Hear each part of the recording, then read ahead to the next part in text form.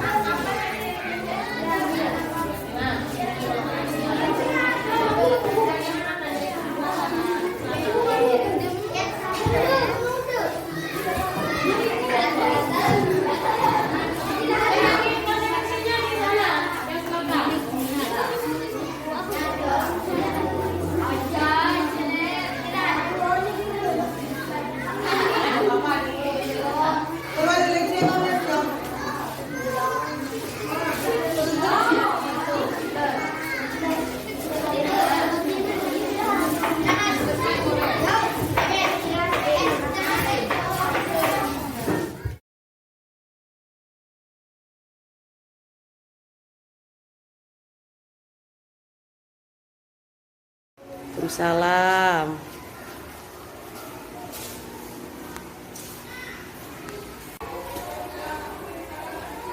Pagi, Sa. Alhamdulillah. Sa, ibu pengen nanya. Kemarin ibu mendapat laporan dari wali kelas 5 Ibu Nur. Katanya kamu waktu kebiasaan baca surat-surat pendek, kamu hanya main sendiri ya? Terus tiduran. Apa itu gimana?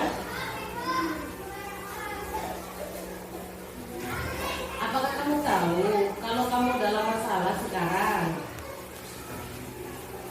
Baiklah, ibu di sini bukan mencari tahu siapa yang salah, tapi ibu berusaha mencari solusi bersama, berpikir bersama tentang apa yang akan dilakukan untuk memperbaiki situasi ini. Kamu melakukan itu pasti punya alasan, bukan?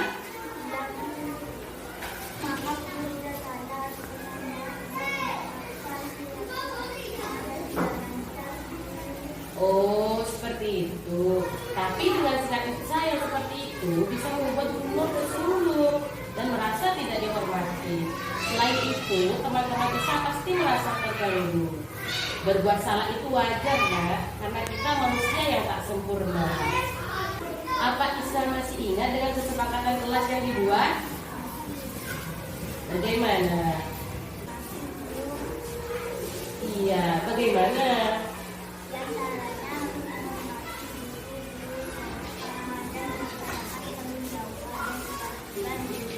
Pintar sekali. Ternyata Isa masih ingat sekarang. Menurut Isa, tindakan apa yang akan Isa lakukan agar Bu Nur tidak kecewa lah?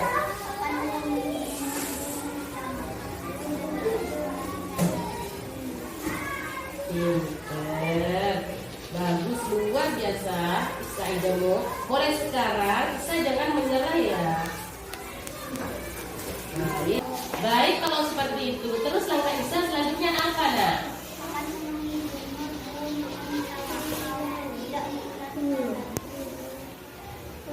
Baik, bagus, luar biasa Isa Idamu. Mulai sekarang Isa jangan menyerah ya. Isa harus sering-sering ngaji dan menghafal surat-surat pendek agar lancar membacanya. Isa, kamu tahu enggak? Orang yang menghafal Al-Quran kelak di akhirat akan memakaikan mahkota emas orang tuanya, nah. Iya. Kalau gitu kita pengen hafal Al-Quran biar kedua orang tua kita Wah, luar biasa. Mulailah dari sekarang belajar ngaji ya, yang giat, melakukan kebiasaan di kelas, membaca surat-surat pendek, biar bisa cepat hafalnya. Ya udah, sekarang kamu kembali ke kelas karena jam istirahat sudah hampir selesai. Sesuai tidak Isa, setelah jam pulang Isa boleh menemui Bu Nur ya.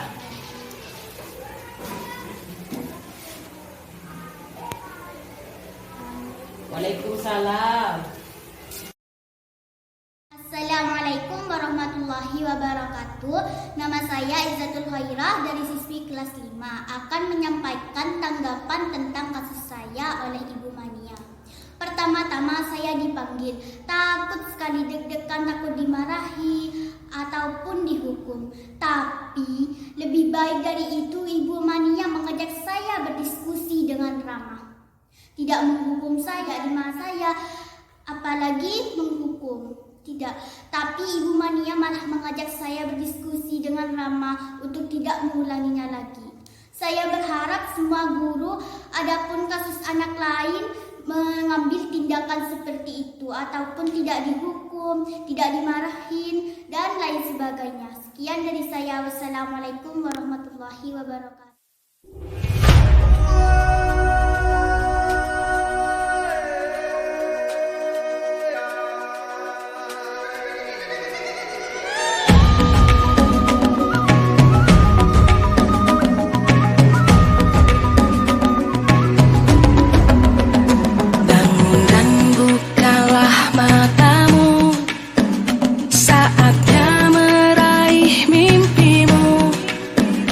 Arahkan pandangan ke depan.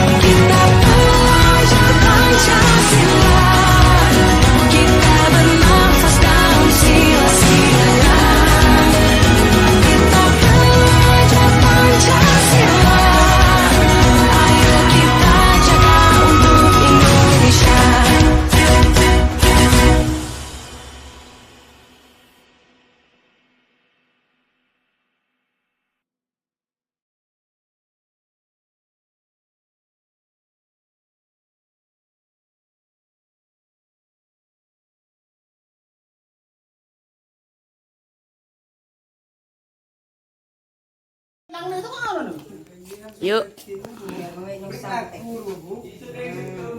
Marilah kawan.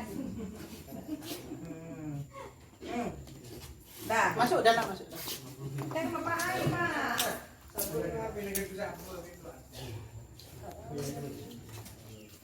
Antin sembako. Iya. Itu beda. Antrian sembako. Rutin ada beda yang berbeda.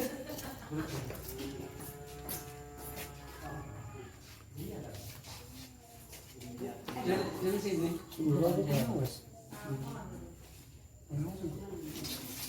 Kalau kalau.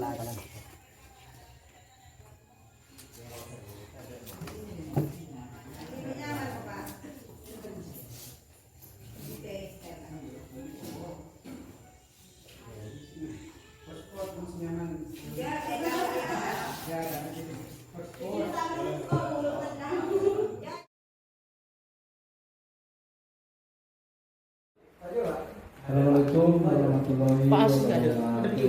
Waalaikumsalam.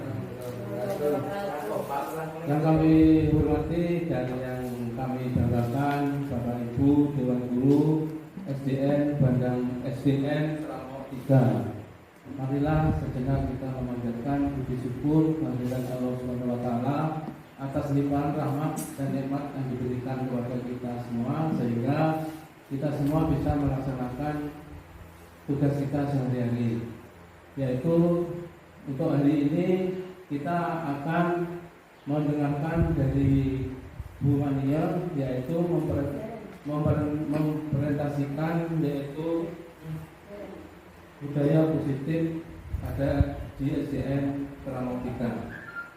Salawat serta salam semoga tetap dilimpahkan kepada junjungan kita yaitu Nabi besar Muhammad SAW, kepada keluarganya, kepada sahabat-sahabatnya, kepada pengikut-pengikutnya, dan insya Allah kepada kita semua, dengan harapan kita dimasukkan ke dalam kegulungannya dan mendapat syafaat dari beliau.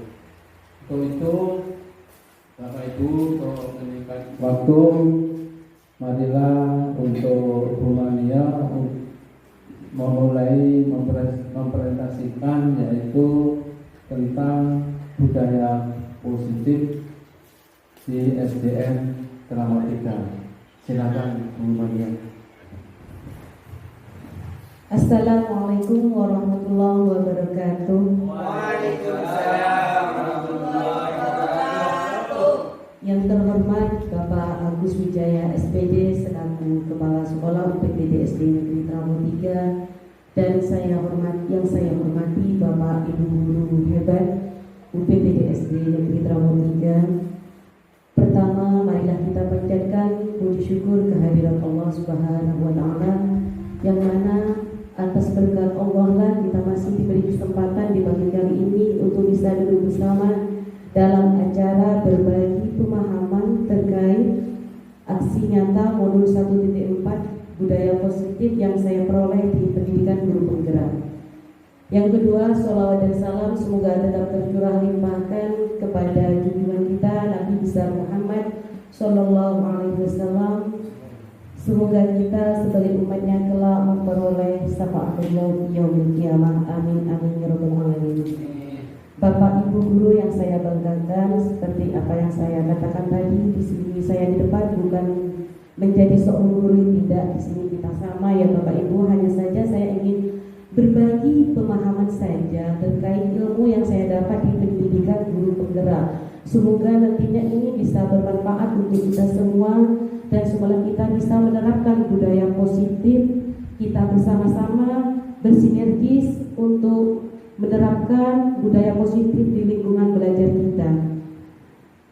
Bapak Ibu, langsung saja pada materi ini saya akan memaparkan tentang budaya positif di mana ada 7 poin yang akan saya bahas. Yang pertama adalah perubahan paradigma belajar. Yang kedua, disiplin positif. Dan yang ketiga, kebutuhan dasar manusia. Yang keempat, teori motivasi perilaku manusia. Dan yang kelima, posisi kontrol. Yang keenam, keyakinan kelas. Dan yang terakhir, segitiga restitusi. Di sini yang paling perlu kita Bapak Ibu, yakni tentang segitiga restitusi, keyakinan kelas, dan posisi kontrol guru. Sebenarnya semuanya berkesinambungan, saling berkaitan dan membutuhkan, seperti itu Bapak Ibu.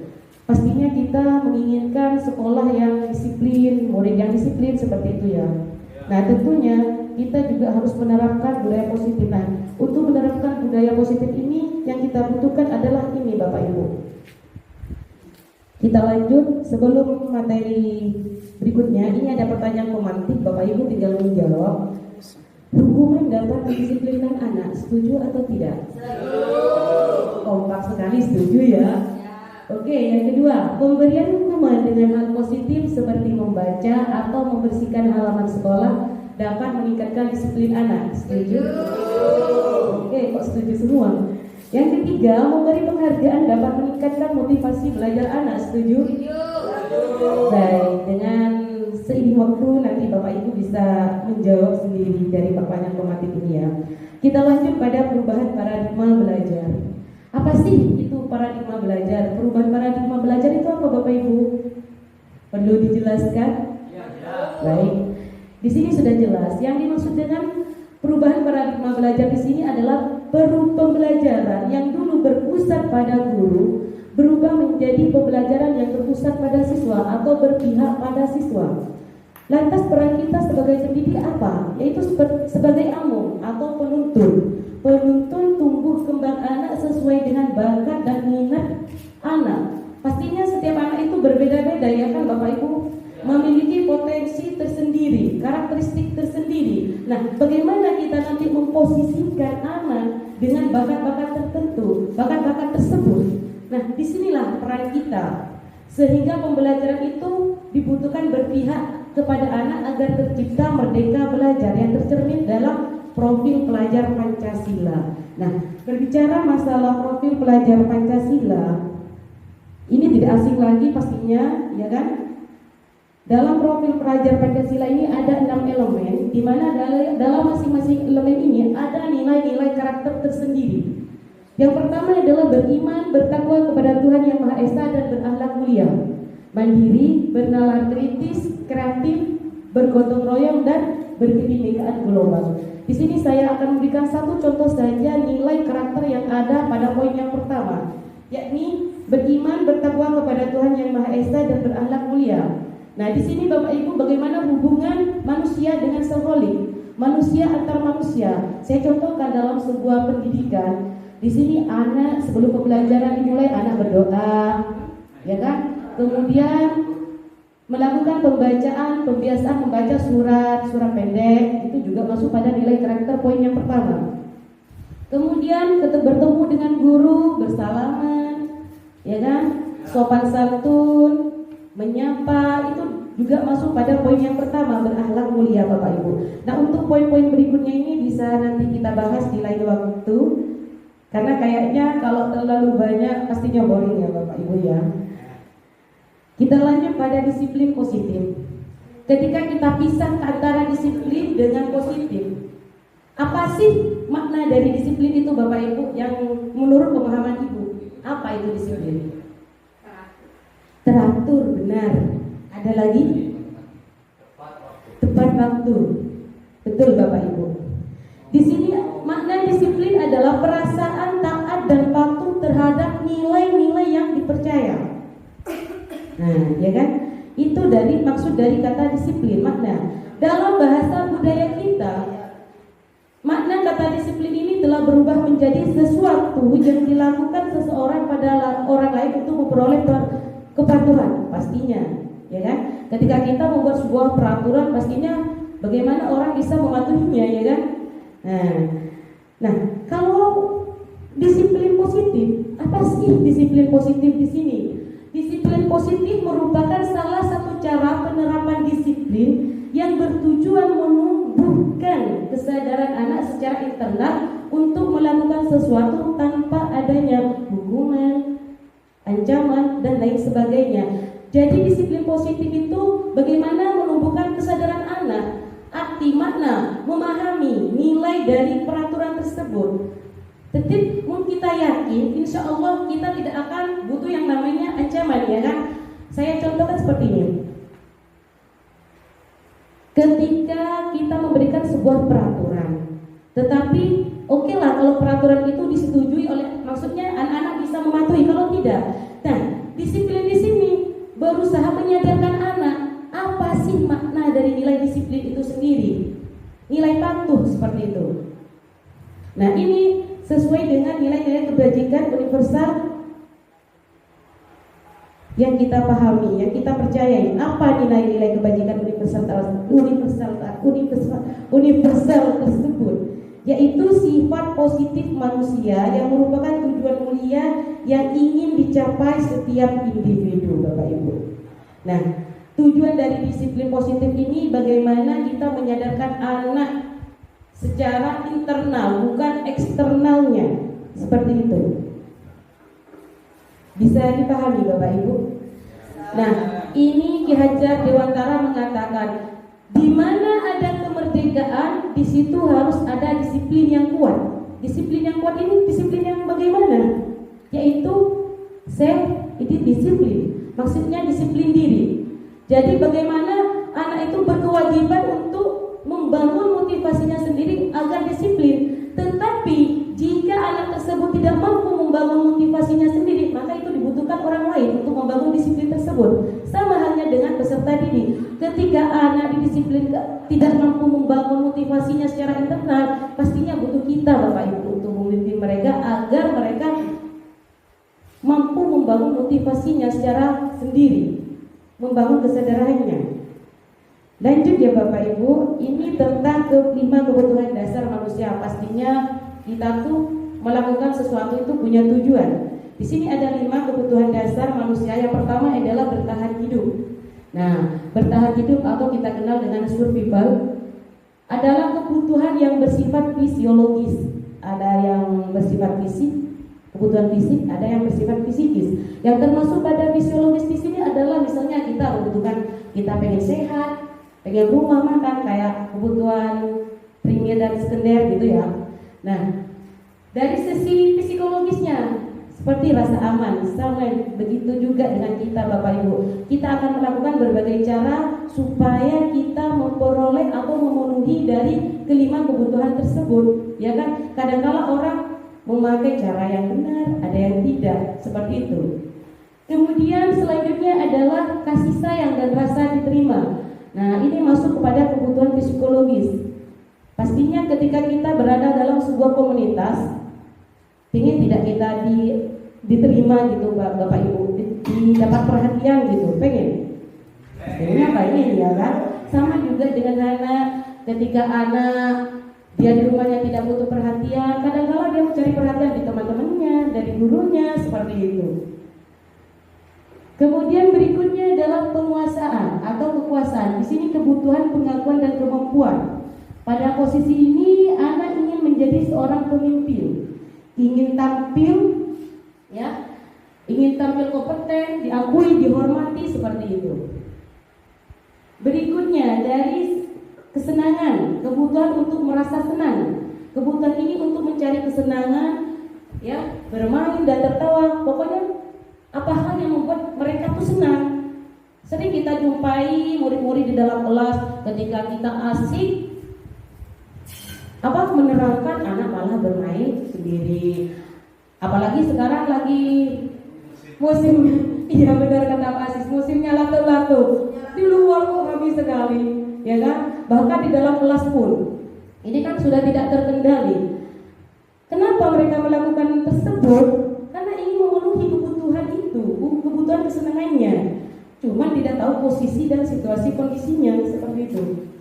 Yang berikutnya adalah kebebasan, kebutuhan akan pilihan, yaitu kebutuhan untuk kemandirian, selalu senang mencoba hal baru, ya kan?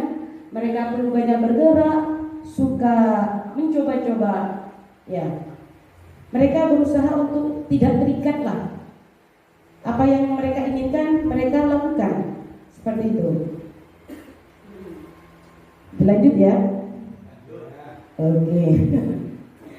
Nah, di sini ada teori motivasi perilaku manusia. Apa sih motivasi itu Bapak Ibu yang Bapak Ibu pahami? Kira-kira apa motivasi itu? Motivasi. Betul sekali, gue ini kan cerdas dari tadi ya. Motivasi. Dorongan, benar Bapak Ibu ya. Motivasi adalah dorongan yang timbul dari diri seseorang untuk baik itu secara sadar ataupun tidak dalam melakukan sebuah tindakan dengan tujuan tertentu. Ya, di sini motivasi itu sebenarnya yang mempengaruhinya ada 3. Cuma di sini saya bagi 2. Ada motivasi perilaku manusia dari motivasi intrinsik. Dia melakukan segala sesuatu itu karena motivasinya sendiri. Nah, inilah yang paling kita butuhkan Bapak Ibu, menyadarkan anak, memberi motivasi anak agar membangun kesadarannya sendiri tanpa adanya orang lain. Apa sih motivasi intrinsik itu? Motivasi yang berasal dari dalam diri kita sendiri. Saya contohkan, ketika anak mampu membangun motivasi intrinsiknya, maka dia akan menghargai dirinya sendiri, ya kan? Dia tidak butuh aturan ataupun lain sebagainya. Nah, di sini murid melakukan disiplin diri dikarenakan sadar akan nilai-nilai kebajikan dalam dirinya, Bapak Ibu. Ini sedikit bercerita tentang diri saya pribadi, Bapak Ibu. Kalau tidak salah, seingat saya masih sekitaran kelas 4, 5, 6 MD, sekitar itu, karena MI sama MD itu saya setara, jadi lulus bersamaan. Pada saat itu saya tinggal bersama nenek saya, karena kedua orang tua saya itu ada di Malaysia. Jadi tinggal sama nenek, adik, dan kakak yang sudah berkeluarga. Saya tidak memperoleh kontrol diri Bapak Ibu dari motivasi diri dari orang lain, tidak. Karena beliau tidak pernah memotivasi saya dalam bertindak. Jadi ketika saya pulang MI, saya kan sekolah MI. Nah, mandi, makan, langsung berangkat, tidak pernah sholat Bapak Ibu. Jujur.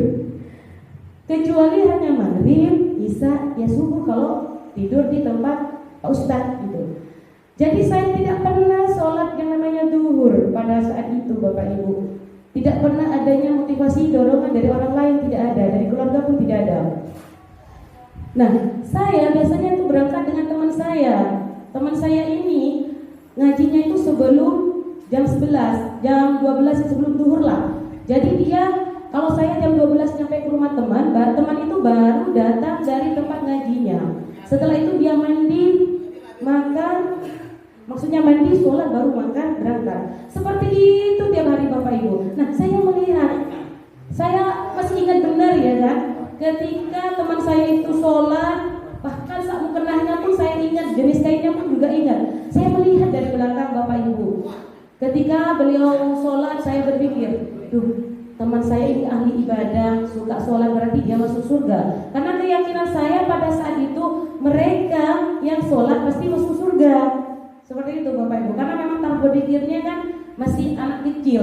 Jadi saya yakin saja ketika orang sholat pasti masuk surga. Seperti itu. Kemudian saya bertanya pada diri saya sendiri, kalau saya pengen masuk surga, berarti saya juga harus sholat. Nah, inilah yang dimaksud motivasi intrinsik. Nah, pada saat kejadian itu Bapak Ibu, saya langsung sholat. Kenapa? Karena saya pengen masuk surga. Nah, inilah yang dimaksud dengan motivasi intrinsik. Saya membangun motivasi tersebut, kesadaran diri saya tersebut melalui diri sendiri, karena dari faktor pengamatan tersebut. Ketika saya yakin, baru saya akan laksanakan. Lanjut ya Bapak Ibu. Konsep disiplin.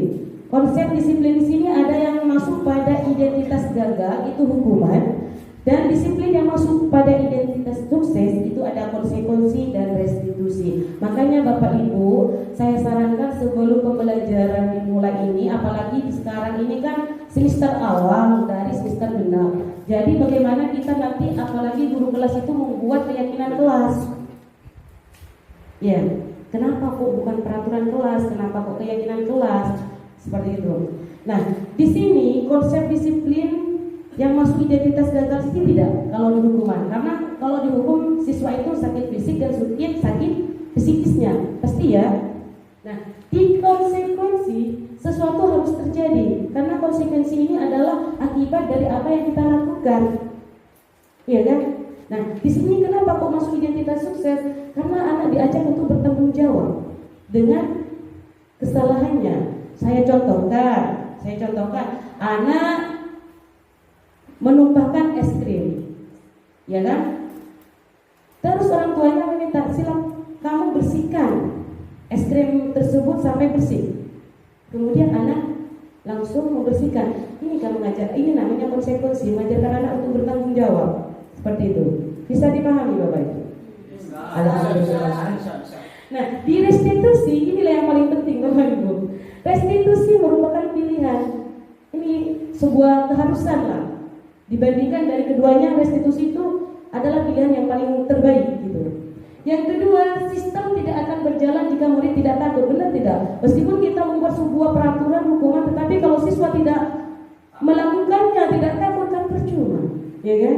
Nah, di konsekuensi perlu memonitoring dan supervisi dari guru yang berkelanjutan. Seharusnya di sini saya jelaskan dulu ya, membuat keyakinan kelas itu supaya kita paham apa itu keyakinan kelas, apa konsekuensi seperti itu. Nah, apa yang dimonitoring atau disupervisi? Keyakinan kelas yang kita buat di kelas itu yang perlu dimonitoring. Ketika anak berbuat salah, kita kembalikan kepada keyakinan kelas yang dibuatnya, seperti itu. Yang kedua, murid belajar bertanggung jawab dengan perilakunya. Betul, di restitusi itu mengajarkan juga bertanggung jawab. Selain bertanggung jawab, siswa juga diminta untuk memecahkan solusinya. Bukan kita yang memecahkan, tetapi siswa, agar mereka tumbuh kesadarannya secara internal. Yang ketiga, tidak nyaman untuk jangka panjang. Benar tidak? Kalau pernah atau mungkin Bapak Ibu dulu dihukum oleh gurunya sampai sekarang masih ingat? Ada? Ada. Nah, ini Bapak Kepala masih ingat? Boleh Bapak disampaikan kira-kira apa? Ya, dulu kan mungkin saya itu kelas 5 SD. Terus saya itu berdampingan dengan teman. Nah, teman saya itu bukan bangku. Tetapi saya yang diambil sama kepala guru kelasnya itu. Langsung, kamu Agus sana ke depan. Langsung Bu. Apa garis panjang itu Bu? 1 meter langsung cetar ke kepala. Jadi sampai sekarang itu masih teringat Bu.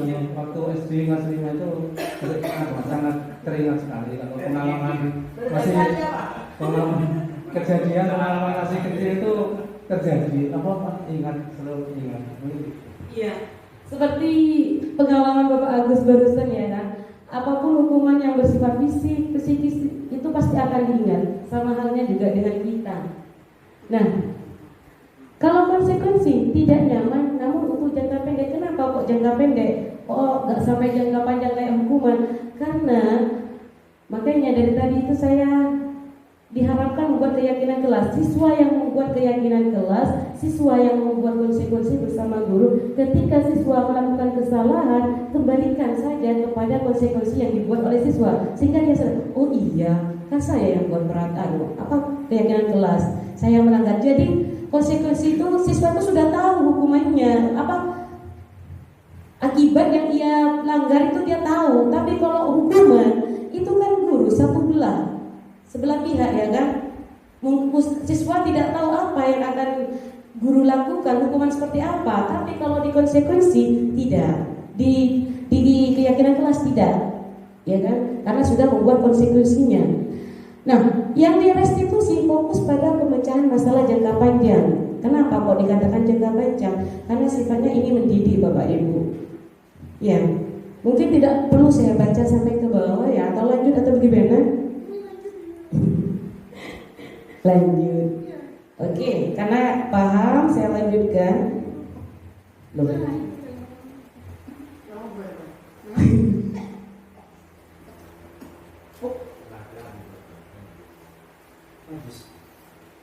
Nah, ini Bapak Ibu, restitusi. Saya jelaskan apa sih itu restitusi. Restitusi itu adalah sebuah cara menanamkan disiplin positif pada murid. Tidak terlalu kelihatan ya? Diperbesar. Perbesar. Tak bisa ketembak diri nak. Masih mencari. Nah,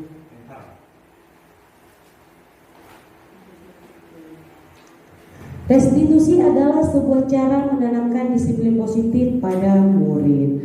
Nah, menurut Gosen, restitusi itu adalah proses menciptakan kondisi bagi murid untuk memperbaiki kesalahan mereka sehingga mereka bisa kembali pada kelompok mereka dengan karakter yang lebih kuat. Kenapa kok dikatakan dengan karakter yang lebih kuat? Karena di sana kita lakukan penyadaran secara internal seperti itu Bapak Ibu.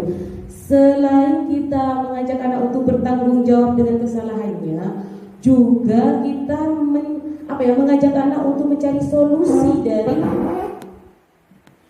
permasalahan atau masalah yang mereka buat atau kasus yang mereka buat seperti itu. Ciri-ciri dari restitusi ini ada 7. Yang pertama adalah menguatkan dan fokus pada solusi. Nah, menguatkan di sini adalah menguatkan karakter Bapak Ibu, fokus pada solusi yang akan ia laksanakan atau ia lakukan ketika melaksanakan sebuah pelanggaran. Yang kedua, fokus pada karakter bukan pada tindakan, benar seperti apa yang saya katakan barusan. Dan yang ketiga, bukan menebus kesalahan namun belajar dari kesalahan. Maksudnya bukan tidak menebus kesalahan yang tetap, tetapi bagaimana dia bisa memahami kesalahannya sehingga dia tidak mau mengulanginya kembali. Yang keempat, mencari kebutuhan dasar yang mendasari tindakan. Jadi kalau kita menemukan anak yang bermasalah, jangan langsung memfonis, kamu salah, kamu ini bagaimana, seperti itu ya. Kalau kita pada posisi menghukum atau membuat hukuman, tapi carilah apa yang menjadi kebutuhan dasar anak tersebut sehingga bertindak seperti itu. Tanyakan alasannya kenapa seperti itu. Yang kelima adalah tawaran bukan paksaan. Kalau paksaan berarti bukan restitusi Bapak. Yang keenam, memperbaiki hubungannya ketika mereka sudah diadili, memperoleh melakukan tanggung jawabnya dan melaksanakan apa yang seharusnya mereka lakukan, maka mereka akan kembali erat kembali dengan teman-temannya. Menuntun untuk melihat ke dalam diri, pasti itu, ya kan? Menyadarkan mereka. Nah, di sini selanjutnya adalah 5 posisi kontrol guru. Ini yang perlu kita pahami Bapak Ibu. Yang pertama adalah penghukum. Pernah tidak kita berada di posisi ini Bapak Ibu? Pernah menghukum siswa?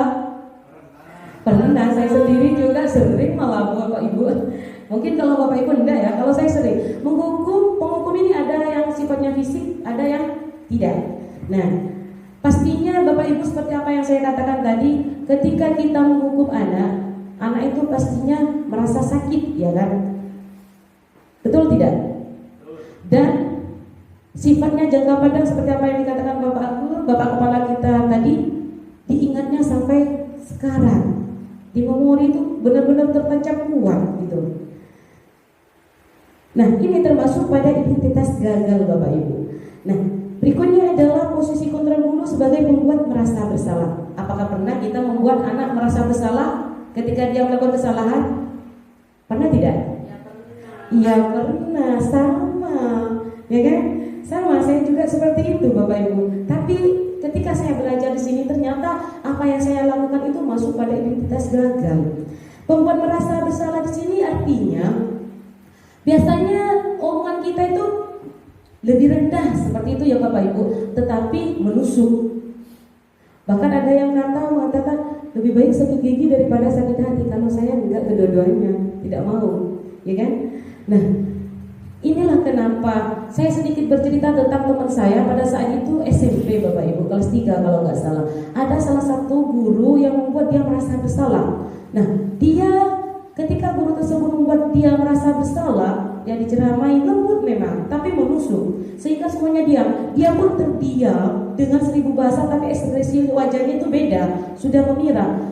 Mungkin dari tadi dia tuh menahan emosinya yang bergejolak, karena sewaktu-waktu membuat merasa bersalah pada siswa. Kalau tidak tahan itu akan meledak emosinya Bapak Ibu. Nah, ini ketika gurunya keluar, anggaplah ngapung, istilahnya gitu.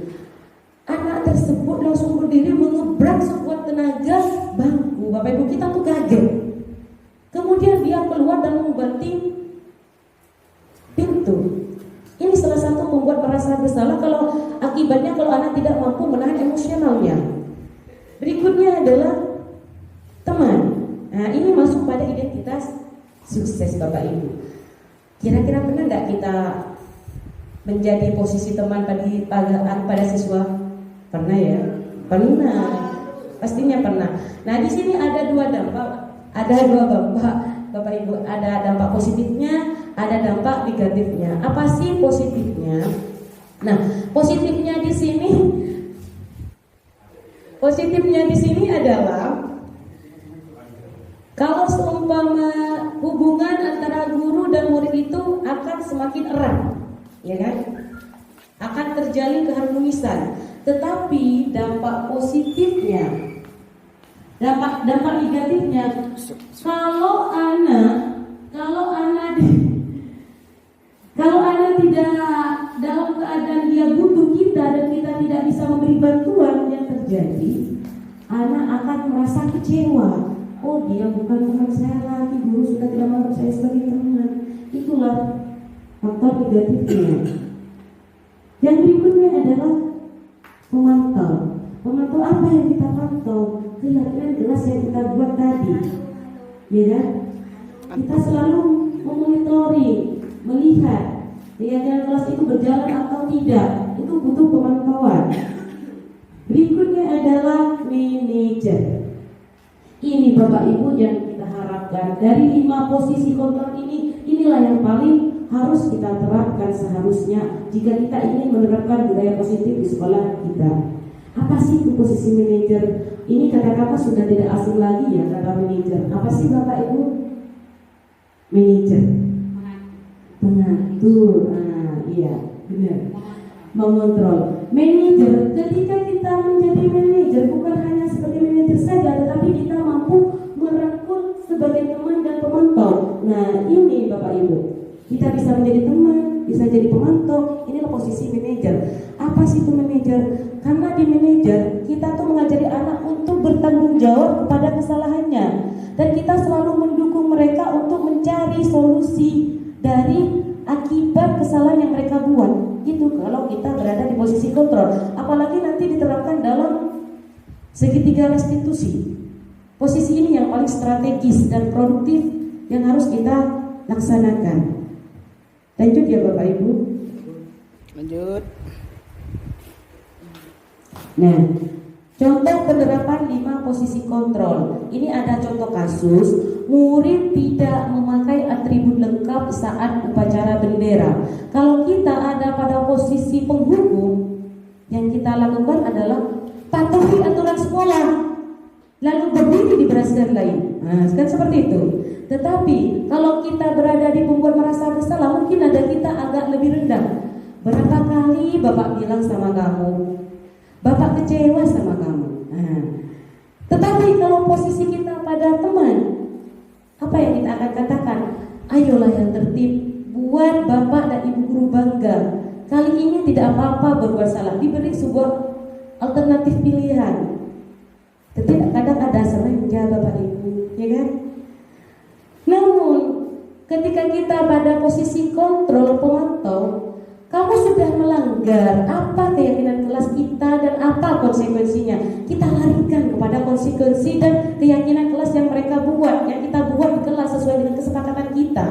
Oh iya kan, pastinya anak-anak, oh iya Bu, iya Bu, ingat dengan keyakinan kelasnya, konsekuensinya sudah tahu dia. Nah seperti itu Bapak Ibu. Nah ketika kita di posisi manajer, apa yang kita tanyakan? Apakah kamu tahu kesalahan kamu? Kita ajak mereka untuk meresapi kesalahannya. Kemudian kira-kira bagaimana cara kamu akan memperbaiki kesalahan kamu ini? Nah, mencari solusinya. Lanjut. Nah, ini keyakinan kelas Bapak Ibu.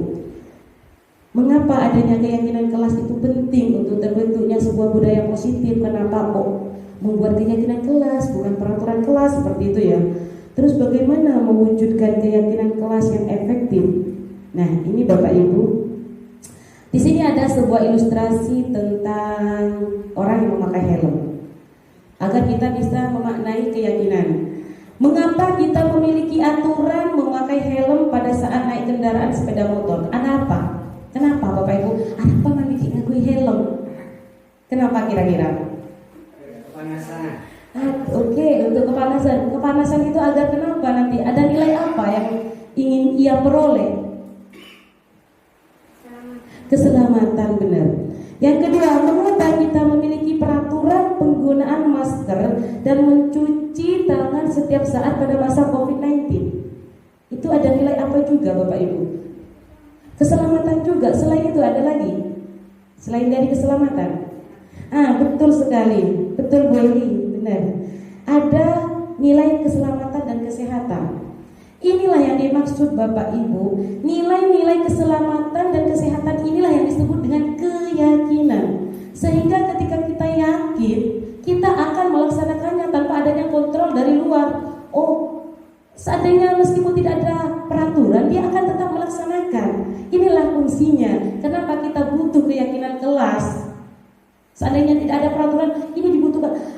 Adanya peraturan tetapi tidak dipatuhi. Apalah arti dari peraturan itu kalau anak tersebut tidak memahami makna dari peraturan tersebut? Iya, kita mengajak ke dalam pada diri anak tersebut. Lanjut.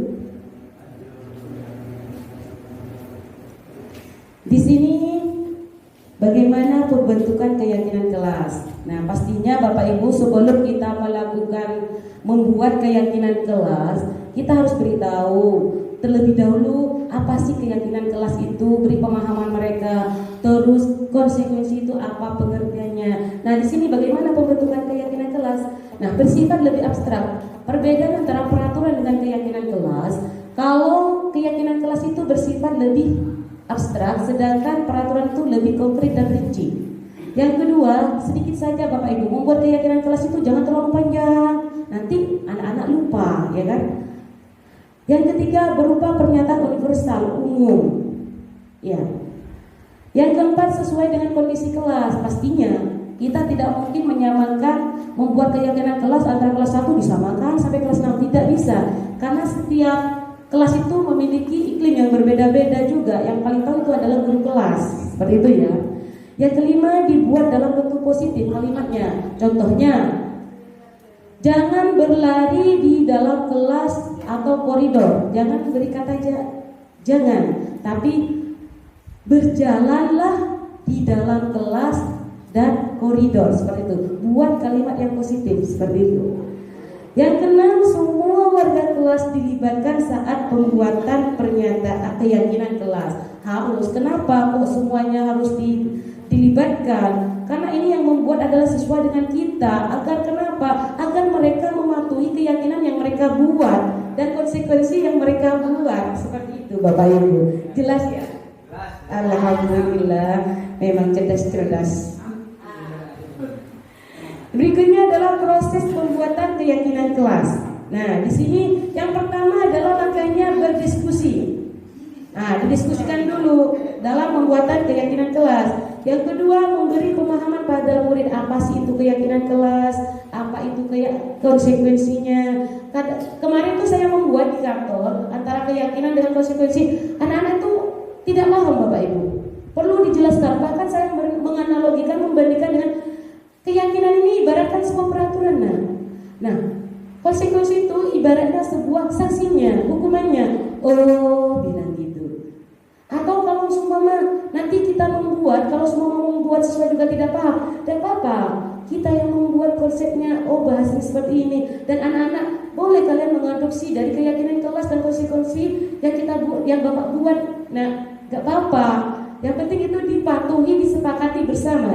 Kemarin itu alhamdulillah, siswa sendiri yang membuat keyakinan kelas. Pada saat itu kan anak bertanggung jawab mengerjakan tugas seperti itu. Ada yang mengusulkan seperti itu. Kemudian konsekuensinya apa nak? Kalau tidak kerjakan mau dihukum aja berdiri di depan. Loh, ibu kan sudah bilang, buatlah konsekuensi yang relevan dengan pelanggarannya, jangan sampai menghukum. Ya udah Bu, suruh nulis aja yang banyak sampai jam istirahat. Nah, itu gak apa-apa, itu mendidik kan, sifatnya mendidik konsekuensi itu. Yang kemudian kalau sudah membuat, nah ini saya membuat kertas post-it. Kalau tidak punya kertas post-it bisa langsung ditulis, tidak apa-apa Bapak Ibu. Kemudian setelah buat, kita lihat, pastinya setiap anak-anak itu berbeda-beda ya kan. Kita tempelkan saja jawaban anak-anak yang berbeda, yang sama disatukan, yang berbeda dibedakan, sehingga kita bisa tahu ada berapa keyakinan kelas yang terbentuk dan ada berapa konsekuensi juga sesuai dengan keyakinan kelasnya. Kemudian Kalau selesai, saya minta juga siswa membeli karton dan menulisnya keyakinan tersebut dan ditempel di karton, kemudian ditempel di dinding. Kenapa? Agar mereka bisa ingat. Seperti itu Bapak Ibu. Kita lanjut ya. Ini contoh keyakinan kelas yang kemarin saya buat bersama anak-anak kantor dan juga ada yang saya tambah secara pribadi, tapi juga disepakati. Nah ini Bapak Ibu keyakinan kelasnya. Bertanggung jawab mengerjakan tugas seperti itu ya. Kita lanjut, ini contoh konsekuensinya. Nah ini konsekuensi yang mereka buat. Ada yang suruh baca sholawat 100 kali. Kemarin itu yang sampai jam istirahat, kelas 6 tidak mau kalau disanksi sampai jam istirahat. Mungkin karena taraf berpikirnya sudah tahu ya kan. Kita lanjut yang terakhir Bapak Ibu. Yang terakhir ini adalah segitiga restitusi. Nah inilah cara kita bagaimana menerapkan budaya positif. Nanti kalau seumpama ada anak yang melakukan kesalahan atau punya kasus, coba kita terapkan segitiga restitusi ini Bapak Ibu. Sebenarnya banyak pertanyaan pemantik yang akan membantu. Nanti kalau Bapak butuh tinggal print, saya sudah buat. Kenapa kok segitiga restitusi? Kita tadi sudah diberi penjelasan apa sih itu restitusi ya kan. Tahap yang pertama yang kita lakukan adalah menstabilkan identitas. Pastinya ketika anak melakukan sebuah kesalahan, ketika kita panggil, kira-kira anak itu merasa takut tidak Bapak Ibu? Takut ya kan? Nah, di sini kita stabilkan identitas mereka dengan bertanya. Nah, tadi kata ini, kamu melakukan ini, pelanggaran ini. Pastinya anak masih belum mengakui, hanya dia atau dia tertunduk. Cobalah Bapak Ibu kalau melakukan segitiga restitusi, jangan sampai di depan banyak orang atau banyak teman-temannya.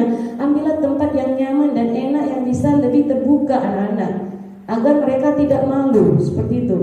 Di sini setiap orang pasti pernah melakukan kesalahan. Kamu bukan satu-satunya yang pernah melakukan kesalahan ini. Nah, di sini distabilkan dulu sehingga anak itu mau terbuka, mau jujur dengan kesalahannya, Bapak Ibu. Ketika mereka sudah mulai jujur, kita akan lakukan tahap kedua, yaitu validasi tindakan yang salah. Apa yang mendasari mereka itu melakukan kesalahan, ya kan? Nah, di sini ada pertanyaan, kamu tentu punya alasan mengapa melakukan itu. Nah, yang kedua, adakah cara yang lebih efektif untuk mendapatkan apa yang kamu butuhkan, seperti itu. Pastinya setiap orang melakukan sebuah kesalahan itu ada kebutuhan yang ingin ia untuk dipenuhi. Setelah kita mengetahui alasannya, mari kita ajak anak kepada keyakinan kelasnya, yaitu menanyakan keyakinan kelas. Keyakinan kelas apa yang telah kamu yakini, nak? Bukankah kita sudah membuat keyakinan kelas? Apa keyakinan kelas yang kita buat? Nah, pastinya anak ingat, oh iya bu, saya tahu, minta maaf bu, kan seperti itu. Bukan hanya sekedar minta maaf saja anak, tetapi bagaimana dia melakukan apa? Tidak mau mengulanginya lagi, ya kan? Kita buat kesadaran secara internalnya, karena di posisi restitusi ini mengajarkan kita anak untuk membangun motivasinya secara internal. Nah, kamu ingin menjadi orang seperti apa? Sehingga anak itu bertanya pada dirinya sendiri, untuk apa saya di sini? Manfaatkah kalau saya melakukan hal seperti itu? Apa risikonya kepada orang lain? Nah, pertanyaan-pertanyaan pemantik seperti ini kan bisa membuat kita tuh sadar, ya, mengajak anak itu lebih dewasa, mencari ke dalam dirinya sendiri. Seperti itu Bapak Ibu. Nah, dari segitiga restitusi ini bisa dipahami dan bisa diterapkan kira-kira tidak Bapak Ibu? Bisa, insya Allah ya Bapak Ibu. Semoga saja kita mampu menerapkan segitiga restitusi. Nah, ini Bapak Ibu ada sedikit contoh praktek. Cuman karena di sini nggak ada salonnya, nggak kedengeran ya. Tar dulu.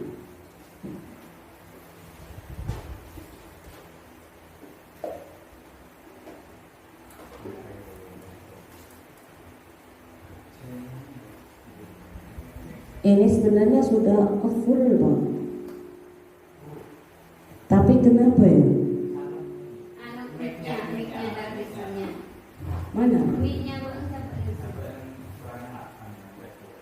Kedengeran. Kemarin itu sudah bisa. Ya pokoknya intinya seperti ini Bapak. Stikernya itu. Di sini kok enggak kedengeran. Ada proyektor dia. Makanya dibutuhkan sound ya. Sistem.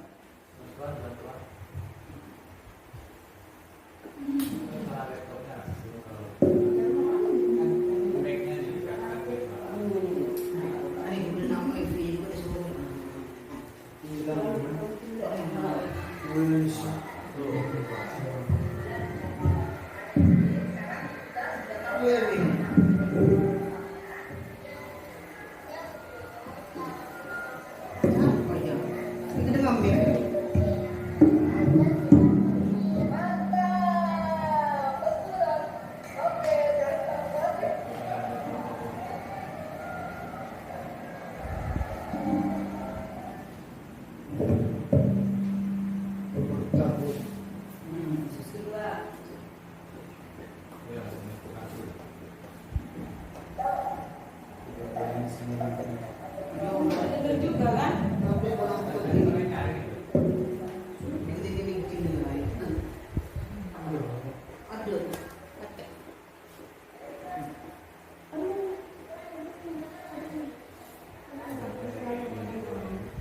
Sudah?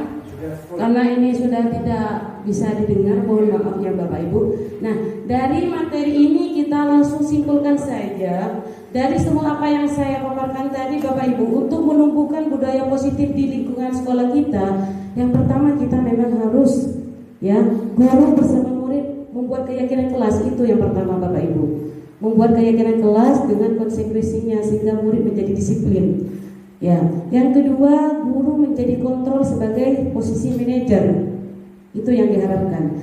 Yang ketiga, guru selalu menerapkan segitiga restitusi bagi anak yang melakukan kesalahan agar lebih bertanggung jawab, mendukung anak untuk memecahkan dan mencari solusi terhadap permasalahannya.